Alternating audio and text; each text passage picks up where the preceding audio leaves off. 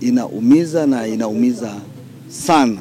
Hili tukio kwa kweli kwa hapa kwetu linasikitisha. Ni tukio la kusikitisha lenye simanzi. Ni taharuki iliyotokea hapa mtaa wa Geni Barazani kufuatiwa kudaiwa kuuawa kwa mfanyabiashara wa mazao aliyejulikana kwa jina la Thomas Karato mwenye umri wa miaka 48, mkazi wa eneo hili, huku marehemu akiwa na majeraha sehemu mbalimbali za mwili wake. Hata hivyo, jeshi la polisi limefika na kuchukua mwili huo. Taswira ya habari imezungumza na baadhi ya wananchi wa eneo hili, huku wakilani na kuliomba jeshi la polisi kufanya uchunguzi wa kina ili kubaini chanzo cha tukio hili. Mimi kwa majina naitwa Janes Joseph Darabe, ni mwenyekiti wa jumuiya ya wazazi wa Chama cha Mapinduzi mkoa wa Manyara, na pia ni mkazi wa kata Asinge, na mtaa Geni Barazani ni mtaa tunaopakana nao. Kwa ni jambo ambalo kwa kweli la kusikitisha. Kila mmoja anatafakari na kuona kwamba inakuwaje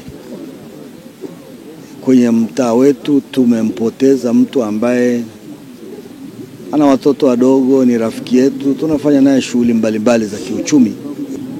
Jambo hili ndipo tunaporudi kwenye dhana ya ukatili. Unapotafakari, mtu anapolisikia jambo hili ni tofauti na uhalisia unapokuta kwamba mtu amelala chini na damu zimetapakaa.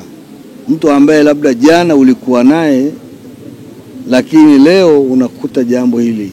Ni bora ungetamani mtu augue ndio haya mambo yatokee, lakini si kwa unyama wa kiasi hiki.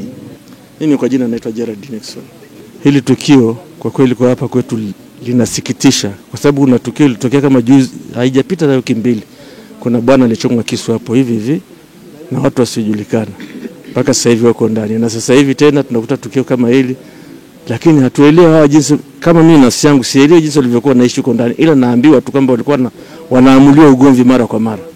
Yeye na mke wake, ugomvi unaamuliwa, fika kwa wakubwa wanarudishwa wanaishi. Mimi naona kuepukana na matukio haya, ulinzi uimarishwe zaidi.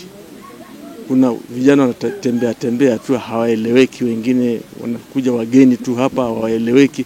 Kwa hiyo ulinzi nafikiri bado haujaimarika vizuri mpaka sasa hivi. Naitwa Lucia Karato.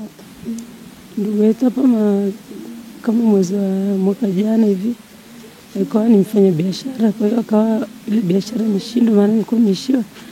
Kwa hiyo akawa anasumbuana sana na mke wake. Maana vikao vingi hapa tumeshakaa. Wananiambia mke ananizarau. Anaenda kutembea mpaka saa 6 za usiku. Siku nyingine apiki afanyaje? Sasa kwa hiyo kama mtu hatoki ndani, tunakuja kumsalimia kama mgonjwa. Sasa baadaye kama ndugu tumekaa tukasema tumchangie labda hiyo deni ambayo inamsumbua ili mtu asitoke, kumsaidia. Lakini baadaye tumeona deni ni kubwa sana, tumeshinda. Lakini baadaye kakaangu anaanza kunipigia simu, mke wangu ni hivi na hivi na hivi na hivi. Kwa hiyo unaonaje? Akanambia mtu mwache kwanza. Sasa sijajua, ndo mpaka jana hivi leo asubuhi ndo nipigiwa simu kwamba kaka wako amechinjwa, amefariki. Sasa sijajua chanzo iko wapi. Kwa majina naitwa Stefano Tuwai, ni kiongozi mpya kwenye mtaa wa Geni Barazani. Tukio hili ni kubwa. Kaonekana kwamba tukio hili japo ni kubwa, lakini inaonekana hata jirani hajasikia. Nyumba hizi zimeshikana, lakini hata kelele hawajasikia. Tumekutwa ni mtu amechinjwa kama mnyama, ng'ombe.